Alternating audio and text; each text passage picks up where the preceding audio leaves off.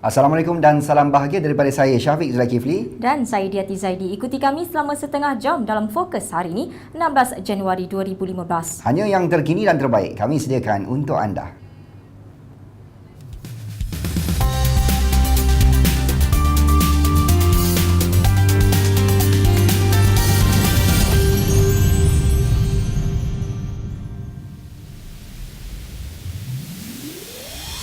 Paparan utama Fokus malam ini 16 Januari 2015. Pihak berkuasa ambil tindakan ke atas pihak menimbulkan konflik keagamaan. 20 juta ringgit boleh dipohon IPT untuk tujuan pendidikan pengurusan bencana dan mitigasi banjir.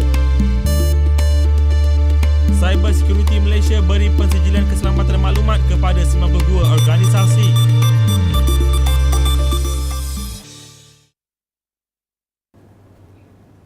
Assalamualaikum dan salam sejahtera. Malaysia tidak akan membenarkan provokasi agama atau sebarang perbuatan mengancam atau menghina mana-mana agama dilakukan walaupun atas nama kebebasan bersuara. Perdana Menteri Datuk Seri Najib Tun Razak menegaskan bahawa kebebasan ada hadnya. Beliau berkata pihak berkuasa akan terus mengambil tindakan ke atas mereka yang cuba melakukan apa juga tindakan yang boleh menimbulkan konflik keagamaan. Hormat menghormati antara satu sama lain merupakan prinsip asas yang perlu kita amalkan bagi menjamin keharmonian negara yang berterusan, katanya dalam mesej yang disiarkan di radio tempatan hari ini. Datuk Seri Najib seterusnya berkata Malaysia mengutuk sekeras-kerasnya serangan pengganas di beberapa lokasi di dunia seperti di Paris dan Sydney baru-baru ini.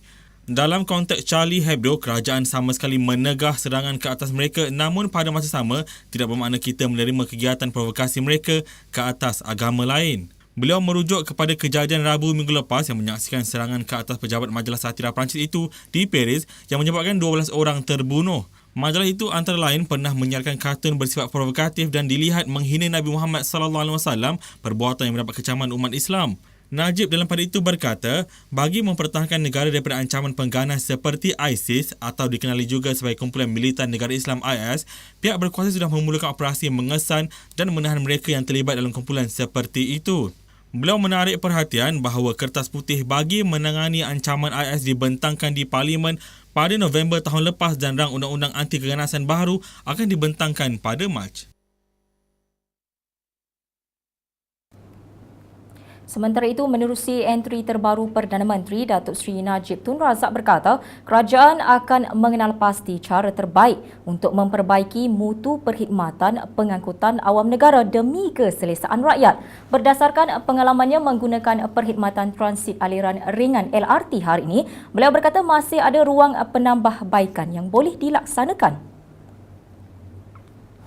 Kementerian Pendidikan mengenal pasti 4 cabaran utama sebagai wadah penting meningkatkan kualiti pendidikan bagi melahirkan modal insan untuk memacu Malaysia menjadi sebuah negara maju. Timbalan Perdana Menteri Tan Sri Muhyiddin Yassin berkata, keempat-empat cabaran itu jelas menuntut agar generasi masa hadapan dididik dengan ilmu pengetahuan, kemahiran dan nilai-nilai murni bagi mencapai matlamat melahirkan rakyat yang mampu menghadapi cabaran masa kini dan masa hadapan.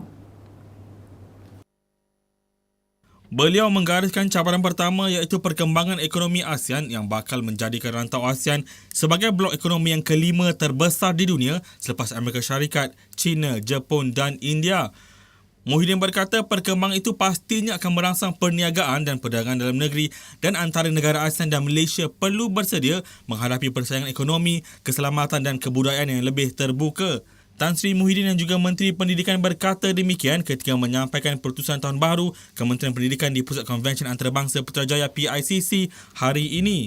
Bagi cabaran kedua, Muhyiddin berkata warga kementerian perlu sentiasa peka terhadap perubahan dan kemajuan di peringkat antarabangsa serta ketidakpastian pada masa akan datang. Bagi cabaran ketiga pula, Timbalan Perdana Menteri berkata kementerian dipertanggungjawabkan peranan penting untuk menghasilkan modal insan minda kelas pertama yang mampu menggunakan pengetahuan secara proaktif, kreatif dan inovatif dalam pelaksanaan rancangan Malaysia ke-11 RMK11. Muhyiddin turut menggariskan cabaran keempat kepada kepesatan teknologi yang kini menghasilkan perubahan kepada corak, cara dan gaya hidup manusia yang menyebabkan dunia menjadi semakin kecil dan kompetitif.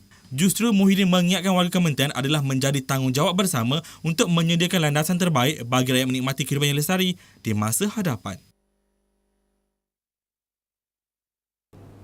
Pada perkembangan berbeza, Timbalan Perdana Menteri Tan Sri Muhyiddin Yassin hari ini mengumumkan penubuhan Pusat Kecemerlangan Penyelidikan Negara yang memfokuskan kepada aspek pengurusan bencana. Beliau yang juga Menteri Pendidikan berkata dana sebanyak 20 juta ringgit turut disediakan dan boleh dipohon oleh Institut Pengajian Tinggi IPT melalui Skim Geran Penyelidikan Jangka Panjang atau LRGS dan Skim Geran Penyelidikan Fundamental FRGS khusus bagi tujuan penyelidikan pengurusan bencana dan mitigasi banjir.